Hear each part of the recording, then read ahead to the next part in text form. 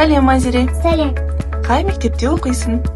Маяковский орта мектебінде оқимын. Қай сыныпта оқисың? 6-шы А сыныбында оқимын. Сынып жетекшің кім? Ернат Тыныбекова. Саған сабақ оқыған ұнаймы? Ұнайды. Қай пәнді жақсы көресің? Математика. Неге? Өйткені есеп шығарамыз, ойнаймыз. Саған қандай жас мамандар сабақ береді?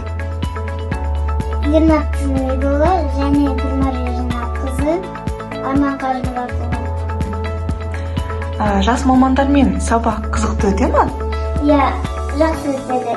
Мен оларды қатты жақсы көремін. Азире, сен тек қана сабақ оқығанды ғана емес, сен спортты да қатты сүйесің, иә? Иә, Қандай спорт түріне қатысасың? боджа деген ойын. Боджа деген ойынға қатысасың, керемет. Азире, сұхбатына үлкен рахмет, саған тек қана сәттілік тілейміз. Алға қойған армандарына жете бер. Рахмет, сау болыңыздар.